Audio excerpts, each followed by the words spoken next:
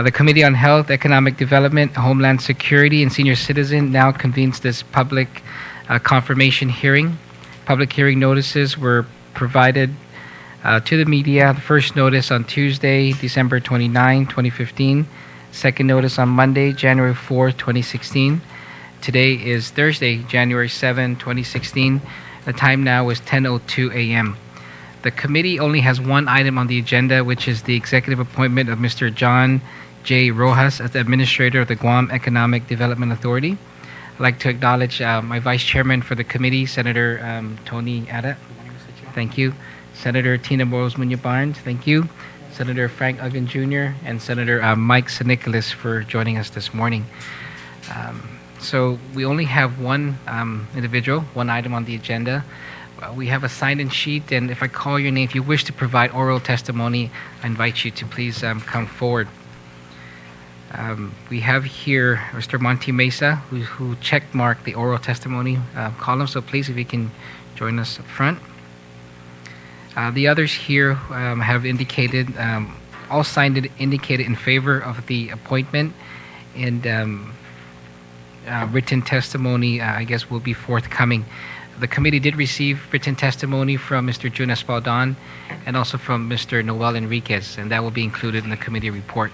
And whatever else we receive after this hearing today, we'll ensure that it's placed in the committee report. Mr. David John and Mr. George Chu, if I can please call you forward. Yes, please. Okay. Mr. Mesa, you can start off.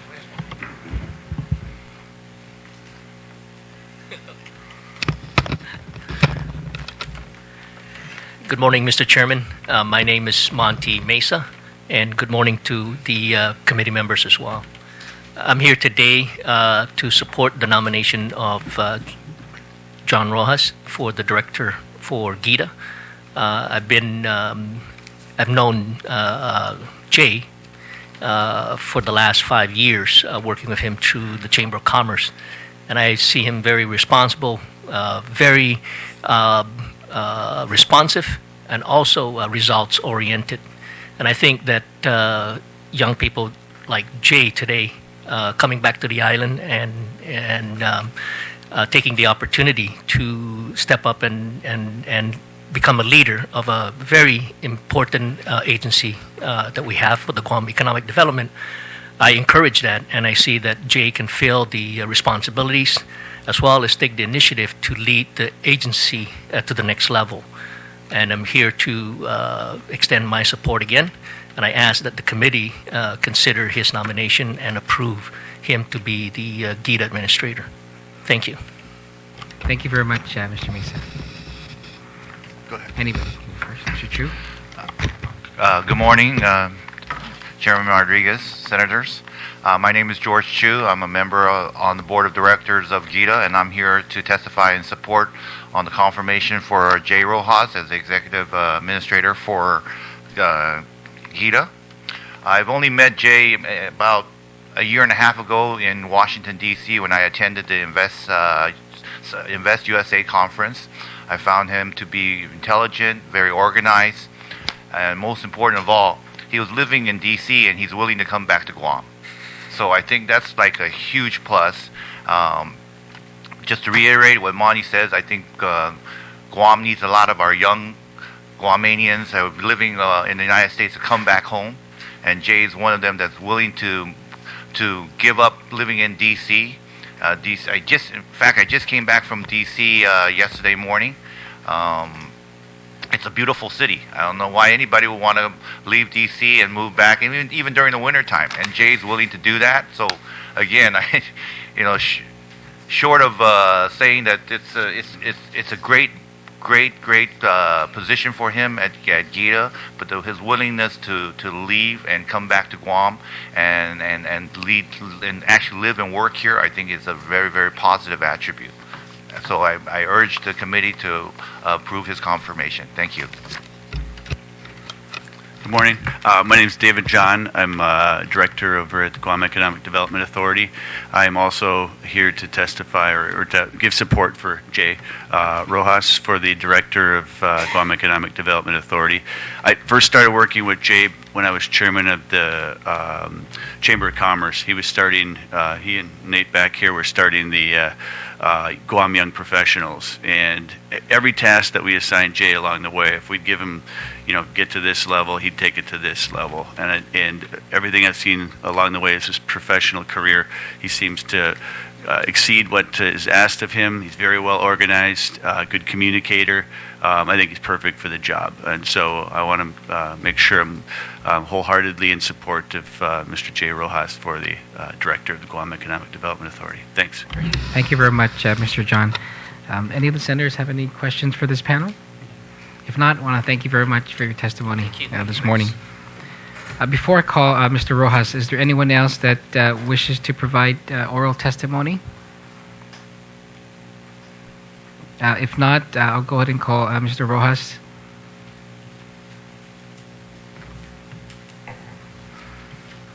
Morning, Senators. Good morning. First of all, congratulations on your appointment. Thank you very much. And so, I want to give you the opportunity to read your prepared statement, and then after that, we'll go to open up the questions if there's any from this panel. Absolutely. Right? Thank you. Thank you.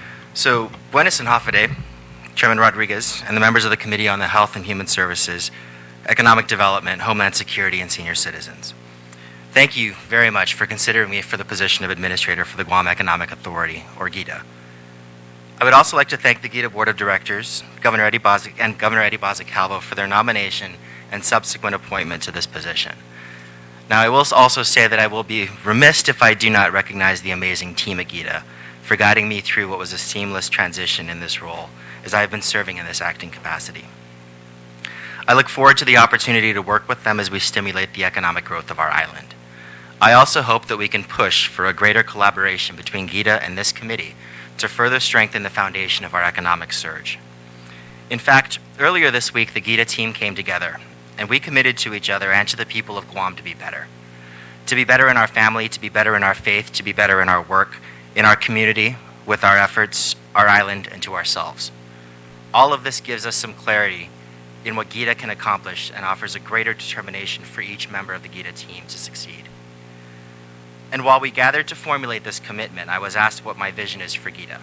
And that vision is simple. It can be summed up in 3 words: back to basics. And the basics for Gita is to drive the economy, which means to attract new business, grow existing businesses, create more jobs, strengthen the economy, and fortify the value of what makes up our island. We are responsible for the centralized direction, control, and supervision of an integrated plan for the economic development of Guam. Our mission is to develop sound and sustainable economy through innovative programs that promote local culture, economic development, and a better quality of life. And we can do this by discovering new opportunities, by developing our existing industries, fostering the growth in the small businesses that we have locally, stimulating development, and implementing responsible financial wellness for a secure future. Again, Senators, I thank you for giving me this opportunity to testify before you, and I humbly request your support for the confirmation of my appointment. I feel that this position is only natural for me, and being granted the opportunity to serve as administrator of Gita is the culmination of my experience. Jesus Masi. Thank you again, Jay.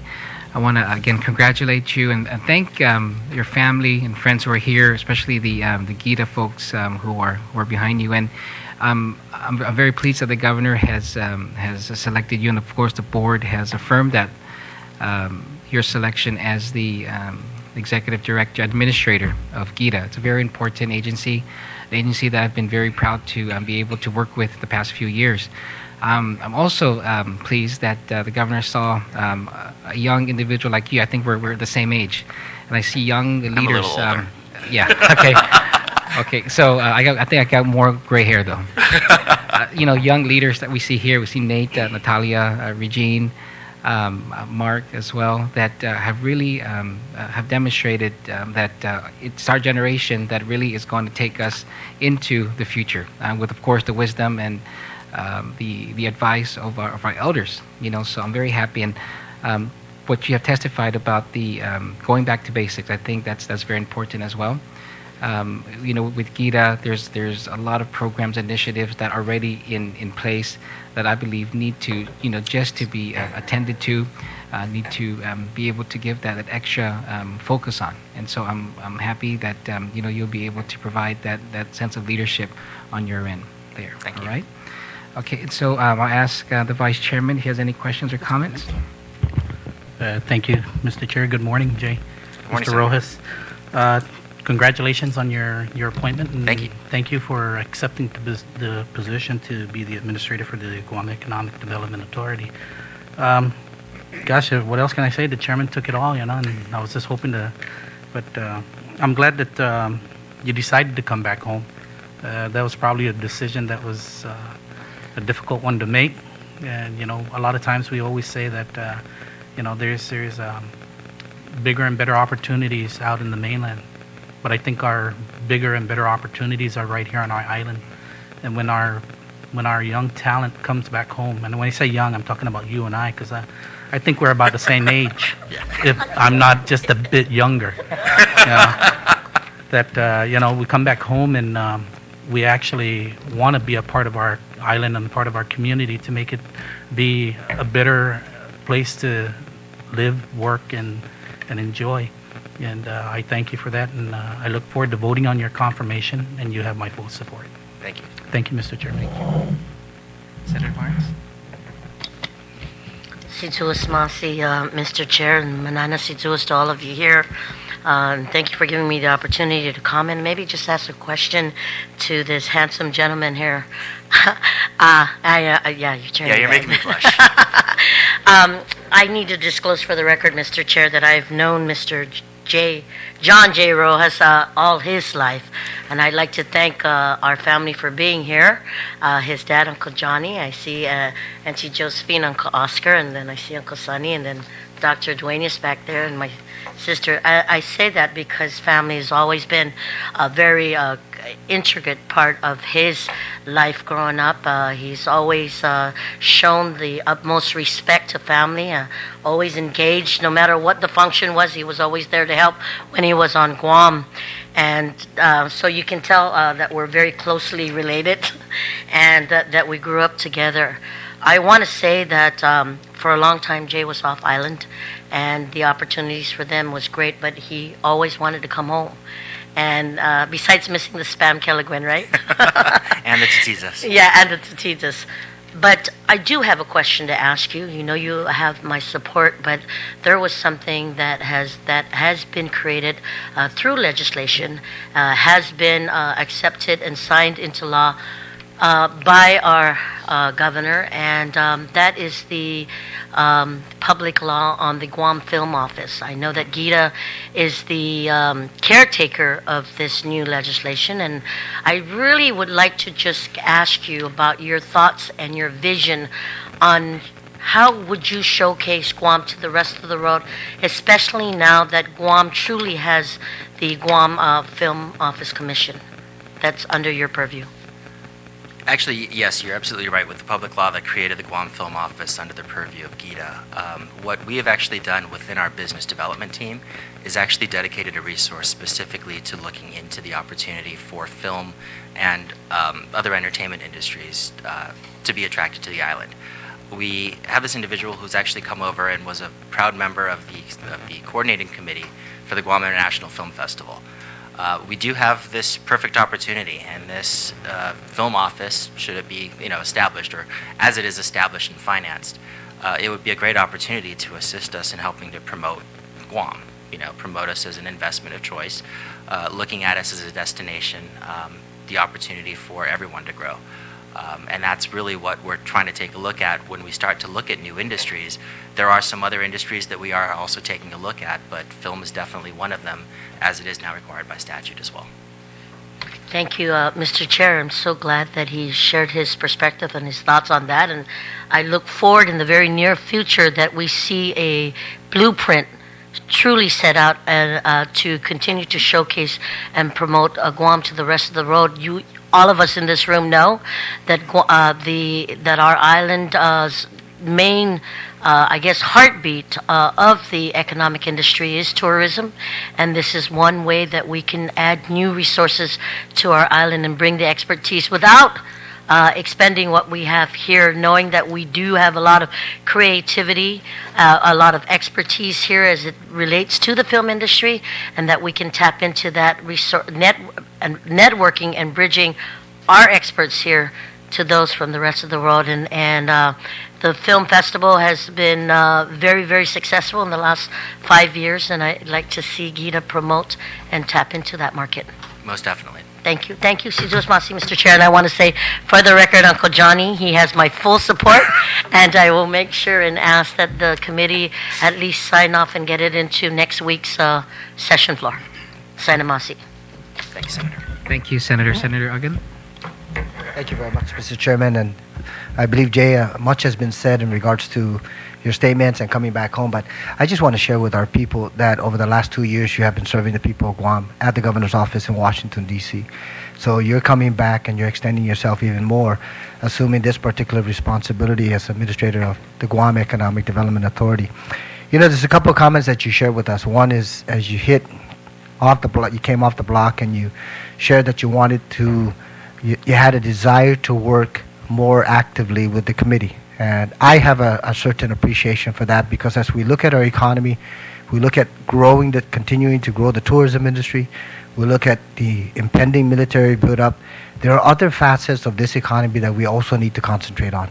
And you were, I believe, if I'm not mistaken, you were at the groundbreaking or the ribbon cutting for the Speaker Pangilinan Farmers Cooperative Market. And that in and of itself is one additional step to supporting our agriculture industry. And I certainly hope that from your perspective, assuming that helm, that there'll be additional emphasis in supporting our farmers in ways of giving them a hand up. Not necessarily a handout, but a hand up so that we can continue to grow our agriculture industry and also simultaneously our aquaculture industry, because those are two facets of our economy that I'm sure we can continue to increase and lessen our dependence on imports. There's another statement that you made. Let me just close with two additional points. One is you have an excellent team at Gita. Not only your management team and not only your staff, but also your board of directors. And I certainly look to you for not only reaching out to them and getting their expertise and leaning on them and giving them that opportunity to be able to shine as you move this particular agency forward. And finally, you closed out with, this would be a combination of my experience. And Jay, the two of you, between you and the chairman, you alluded to your young age. I certainly hope that this is not the combination of your experience in serving the people of Guam, because there's a lot more that you can continue to provide in terms of public service or even for the private sector. So I commend you and I thank you very much for owning up to this particular extension of assistance and support by the governor, and I look forward to your contribution, and you have my support. Thank you, Jay. Thank you, Senator. Thank you very much, Senator Uggan. I want to recognize Senator Morrison, who joined us, and also Vice Speaker Cruz. Senator Morrison, Senator Tom Atta. Thank you. Senator Morrison? Thank you, Mr. Chair. And Jay, my sister and my brother-in-law and many of those members of this Guam society really miss you out there. Just want me to note that this morning. I thank those that came here to support you, and that's a great team behind you, and I just look forward to your leadership at Gita.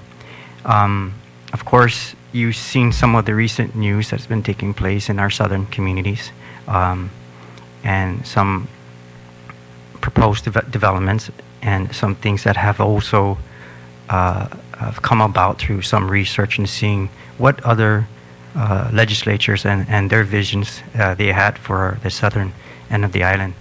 And I just asked if you could look, I believe I spoke with Senator Tyrone about this briefly, but to look at Public Law 19-34 that calls for a Southern Development Plan. And we do have a Northern and Central Land Use Plan that guides many of these developmental process. However, I think because of it's good to see that investors are looking down south, and we do need look at opportunities, economic opportunities on our communities down south to maintain the populations in the south. As we're seeing, there is a huge migration either north or off island. So, we want to ensure that through the Southern Development Plan, in any type of development in the future, that there is a process to guide this whole thing. I just don't want to see us or myself or any of my colleagues in a position to kind of backpedal on any initiative that is good for Guam and not having a process for it. I do want to see the South grow in a good way. However, we just don't have any guidance for it. And I know there is the Land Use Commission. However, there is a missing piece or missing component that guides the Land Use Commission and how we grow the South. So if you could look at that and working with your team, I like to see. I know it calls for, because Gita is also a part of that measure, BSP, the Land Use Commission, land management, and hopefully we can assist you or assist Gita and many of the partners on how we could get this plan moving forward. So I look forward to working with you and the Gita team. Thank you. Thank you, Senator. Actually, can I respond? Susan. When we start talking about economic development, what the general public seems to forget is it's a very broad topic, and economic development can happen in a few different ways. Being an island, our natural resources are very limited, and we must protect what we have as far as the culture, the land, the water, to kind of go from there. And I don't think any Guamanian is actually going to argue with that point. But when we start to take a look at economic development, we also have to think about sustainable development and responsible development. And I can guarantee you that the team that's going to be working at Gita, as we start to look at that, is going to take that into consideration, because there's no way that we're going to want to actually destroy any of the natural resources that we have, because that really is the largest economic driver that the island has to offer. So we'll definitely take a look at Public Law 1934. I'm not really familiar with it at this point, but we will look at what opportunities do lie in the southern regions. So thank you. Thank you very much, Senator. Senator Nicholas?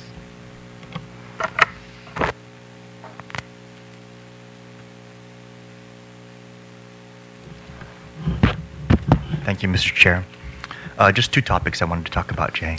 One is, the first is the qualifying certificates. One of the concerns that I've been observing is that as we issue out qualifying certificates and we abate certain taxes, particularly gross receipts taxes and property taxes, those two revenue sources, the way the money flows is the gross receipts taxes come in and a percentage goes into the pharmaceutical fund, which is supposed to go to GMH. Now, we know GMH is having financial problems. And then we have the property taxes that go into the Territorial Educational Facilities Fund, and that goes to fund education. And we know that our educational facilities have financial problems. So what's your vision on handling the increase in QC interest, particularly in the hotel industry, with respect to abating those two particular taxes? Because if we abate those taxes, we're basically foregoing revenue into two areas that are in desperate need of it. So what's your vision with respect to QCs and the abatements of GRT and property taxes? Well, from the standpoint of qualifying certificates, specifically for hotels in this particular instance, there is a statute that actually drives this new special QCs specifically for hotels, which actually does define what goes into what. So unfortunately, Gita doesn't really have a position on what we can do about those abatements. But again, as we start to take a look at any type of development, there really has to be a balance. And if you crunch the numbers for the numbers of hotel rooms that we're looking for in these qualifying certificates, it is going to have an impact on both GRT as well as the property tax. But it's going to be an impact that we should be able to manage going forward.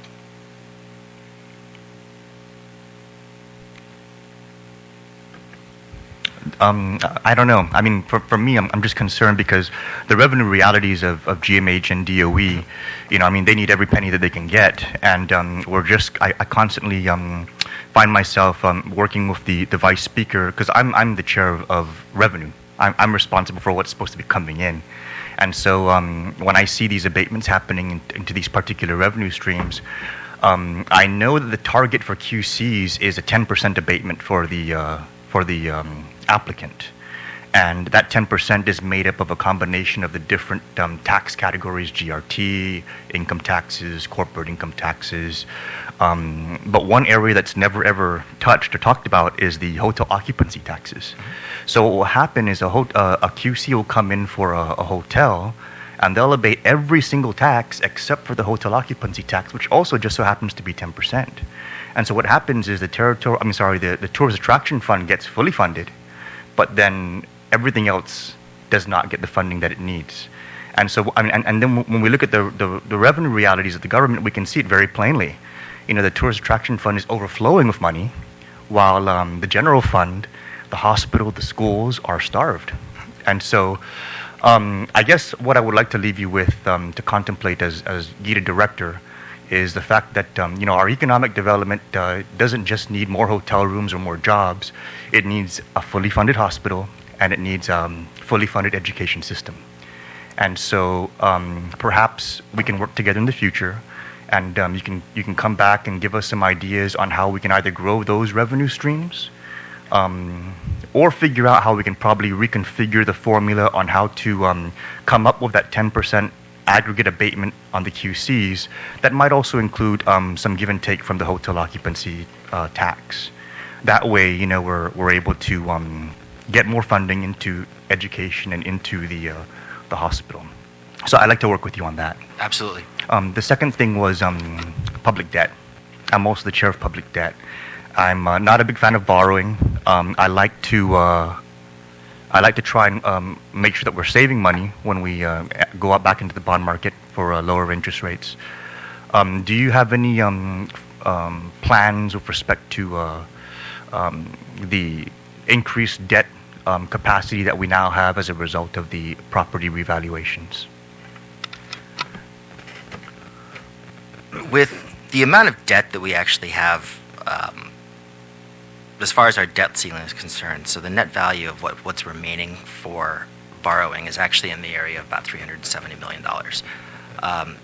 Of the $370 million, there's actually already 246, I believe, million that has been appropriated by the legislature for us to be able to go out to bonding. I don't foresee us going out to ask the administration or the legislature to see if there might be any more opportunities, unless it's an opportunity for us to be able to save money on the amounts that we're going to be owing in the future. Again, it's that responsible financing that we also have to take a look at. There are some projects that we do have currently on the books for us to be able to go out for financing. For instance, the Guam Waterworks bond for capital improvement projects is going out. The economic development fund bond. I'm sorry, it's actually the DOE fund to be able to look at repairs. That's going to be going out this year. And then there are also some other things like the Garvey bond, for instance, which has been approved by the legislature that I believe DPW is looking at from federal highways. Fortunately, the Garvey bond itself doesn't actually have an impact on our debt ceiling. But the point is not to actually borrow up to the debt ceiling, but to be responsible so that we do have some available for a rainy day once that does happen. I know that the Garvey bonds don't affect the debt ceiling, and then also the agency bonds don't, because those are revenue bonds. Correct. So of the 240 million, I know that 100 million is for Simon Sanchez, and that is going to impact our debt ceiling. Yes. So of the remaining 140 million, actually, no, I'm sorry. That $100 million is going to be a loan program. A It's loan going to be a program. leasing program. So that's a municipal lease. So that's also not. So it's not going to hit. So the debt ceiling. do you happen to have the breakdown of that 240 million that's already been authorized? Absolutely, and I can send Okay. that to you.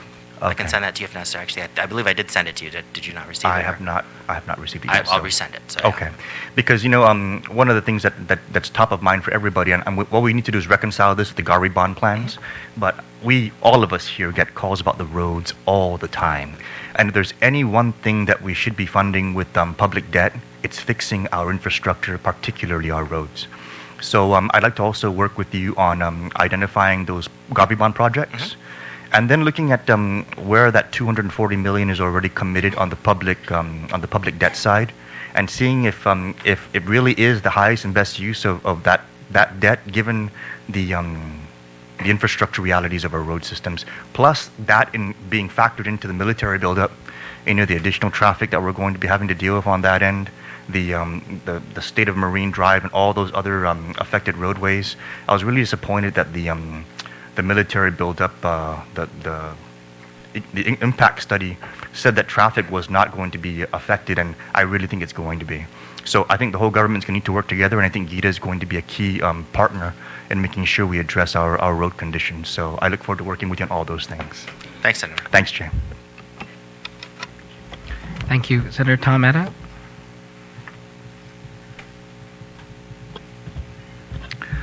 Thank you. Good morning, Jay. I just want to make sure that I would ask you to become thoroughly familiar with Public Law 3395. That has to do with the Chamorro Land Trust lands being authorized to be leased out commercially. And the implementation of that law, Gita plays a very important role. In fact, I believe there's existing memorandums of agreement between Gita and the Chamorro Land Trust and the Ancestral Lands Commission. And so in order for those two programs, the Chamorro Land Trust and the Ancestral Lands Commission, to be able to succeed, the ability of Gita to act as those agencies' real estate broker and manager is going to be very key. And so hopefully before the end of the summer, they would have gone through the process of actually identifying the lands that can be commercially leased out. And I hope that Gita, and I think Gita's land division certainly has done a very good job in dealing with those two entities. But the success of those two programs, Chamorro Land Trust program is about 40 years old and hasn't really gone as far as it should. So I think Gita plays a very key role, and I will be looking closely at that. And so I have a lot of confidence that you'll be able to stay on top of that, and you have good people in that division also. I do have just one question, and that is, I was just looking at your nomination packet. Can you account for the 7-year gap between the time that you finished college and your first job? Oh, actually, yes, I can. Sorry, there were only a few places in this that I can actually take a look at. Once I finished college, I was actually working for a company in California. I ended up moving to California, working for a temporary agency, and then was brought on by that temporary agency to actually take care of the personnel hiring for Packard Bell NEC. So going by dates, I'm sorry, I don't have my resume in front of me, but that was, I believe, 95 through 98, through 97. And then from 97 to the end of 98, I was actually working or hired by a client, which is actually a technical systems integration company. That company was MicroAge. Going from there, they moved me to Boston. In the midst of that, I was actually supposed to take care of their East Coast recruitment, but they had some financial issues. So I ended up working at an investment bank or a securities processing firm. The name of that was actually Investors Bank and Trust, and they were actually acquired by State Street Bank. So what we did from that aspect is it was a very small company, about 1,200 employees, and in 3 years we grew it to about 4,500. So that was actually pretty interesting, and probably, if you had to ask me, it was one of my favorite jobs from there. Okay. That was up until 2002, when I was taken on by a federal contract to actually hire all of the top 7 positions for the Transportation Security Administration, and then traveled around the country to also hire the TSA screening agents for some of the largest airports around the country. And I think that actually encompasses that gap from there. Yeah. So it might be appropriate to provide that supplemental information to the committee. I can just definitely to fill get you in my resume. that gap, Nope, that absolutely. 7-year gap. And then you indicated there was a block there in the packet regarding publications and presentations, and you had put down various. Can you maybe just kind of indicate probably one that sticks out in your mind? I think what probably sticks out in my mind the most is a presentation and a publication that Director John had actually mentioned. The Guam Young Professionals and the Guam Chamber of Commerce had actually gotten together to take a look at what a strategic plan would look like for the island from a private sector standpoint. We actually called that the blueprint for progress. So the Chamber of Commerce actually created this framework, which was presented to both the Chamber as well as the winning victor of that election, which was actually Governor Calvo, to give Governor Calvo as well as the public leadership the idea about what both the young professionals as well as the business community had in what they were taking a look at for what their future was to be. This blueprint for progress, as the Guam Young Professionals published it, looked at economic drivers and indicators, safety for energy and infrastructure, what infrastructure projects, what transportation options would be available. And if you'd like, I can actually get a copy of that framework for you as well. No, that's probably sufficient. I mean, that's a lot more. It's a lot more informative than various. And finally, my final question is: do you have any aspirations for elected office in 2016? I just want to know when I should prepare to give up my seat. Actually, I can firmly say that answer is no. Okay. And I do believe I'm also prohibited by Minnie Hatch being a board nominee in this position as well, at least. Well, you don't have to declare until June, so he can. That answer is still no. Okay, fine. Okay, great. Thank you very much. Thank you, Mr. Chairman. Thank you. Thank you very much, Senator. Vice Speaker Cruz. Thank you very much. Ms. Rojas, you mentioned the blueprint that the young professionals put together. I understand is Gita responsible or the underwriting agent department for the Imagine Guam? Is that being funded by Gita funds or is that funded elsewhere? The Imagine Guam program, I believe, is a collaboration between all of the agencies of the government of Guam. So there are some funds that Gita has committed. That amount I do not know, but there are also funds that have been committed from both the airport and the Guam Visitors Bureau as well as some other agencies, but I don't have those details at this time. Can you provide us with the amount that Gita is providing into this, and for what purposes? Yeah, absolutely. Okay. And the other thing that I was wondering about, have you had a chance to look at your budget? I know you've only been here for less than 2-3 weeks, and I was just wondering whether or not, with all your personnel background, your HR background, whether or not you foresee any realignment or is it too heavy? Do you have enough funds to be able to carry yourself forward? Are there things that you don't believe that that the Gita that you'd like to head up can and should be doing? Have you any ideas on those? Well, speaking from a cabinet member perspective, we would always like more people to be able to do more things. But, we will do what we can to be able to remain within the budget that our board has approved, especially from a salary standpoint and a full-time employee standpoint. Again, I have this vision of Gita actually, one, going back to basics, but also having the opportunity to be able to do more to promote Guam as an investment opportunity, and that is going to take more funds. However, it's something it's a plan that hasn't really come into fruition, and it's also something that we will work in collaboration with all of the stakeholders involved to be able to make sure that it's manageable as well. But at this time, I guess the answer would be no. So all the programs that that you currently are operating in Gita, the MOAs that you have with various agencies, you believe that those fulfill the mandate of the Guam Economic Development Administration, and you're comfortable with keeping that within your purview, or is there anything that you would like to pass off to some other agencies so that you can focus more on promoting business as opposed to being a real estate agent?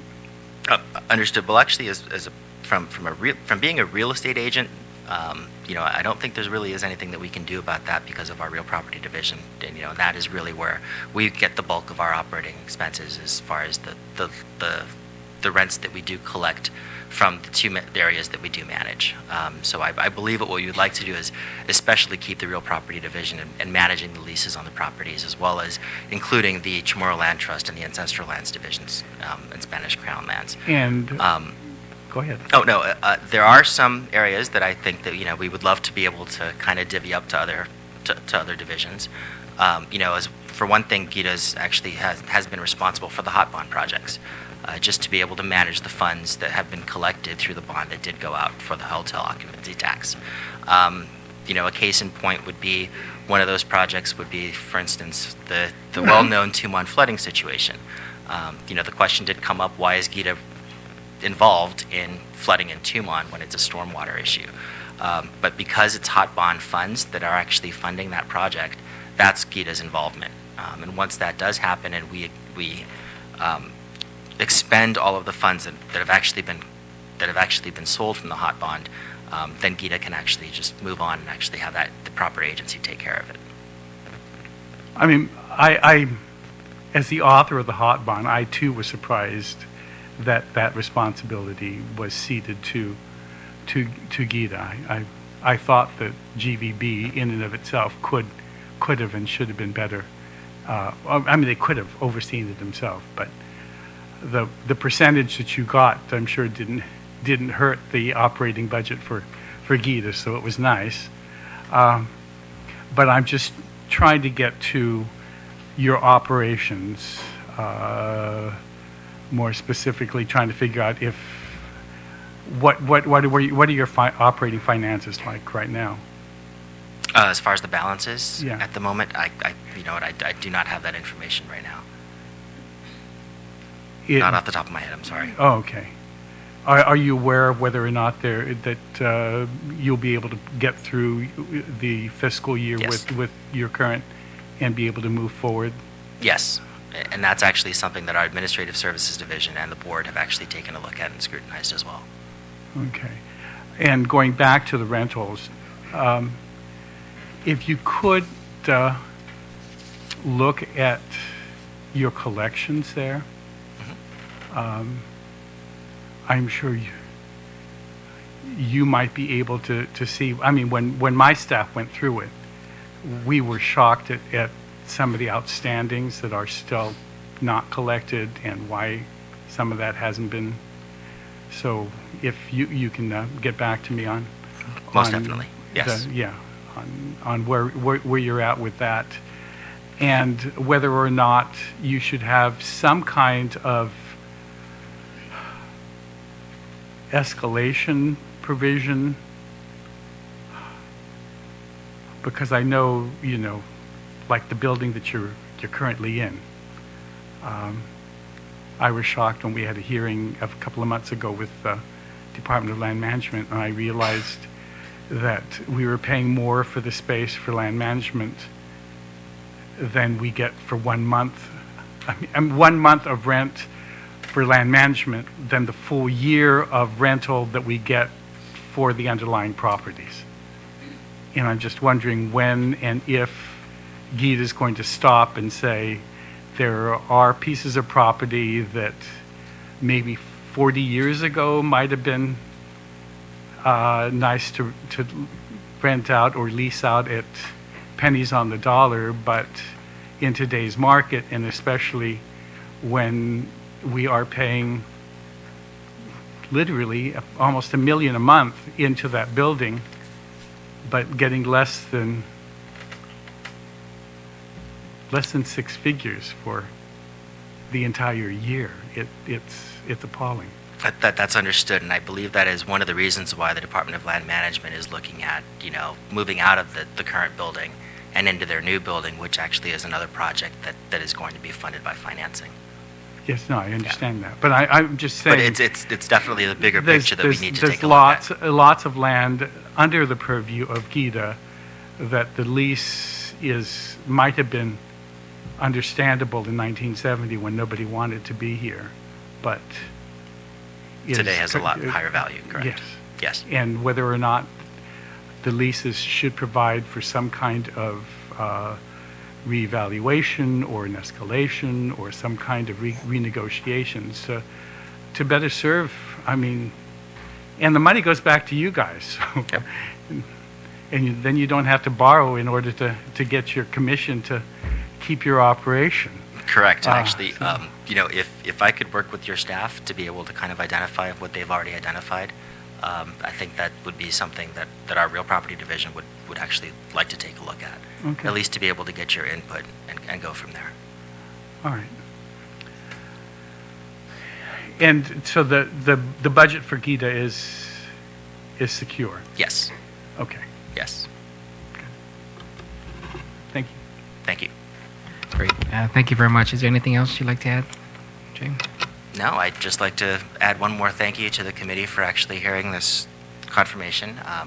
I look forward to hearing from you, and I hope that I do have your support. And again, I would like to thank you, the board, the governor, the Gita team, as well as my family for being here. So thank you very much. Great. Thank you very much. And the public is still invited to provide written testimony until such time the committee closes the report and issues it out to the full body. They can do it through email or through delivery over here at the legislature at my office. Okay, so the time now is 10:50, and we're adjourned. Thank you, Mr. Chairman.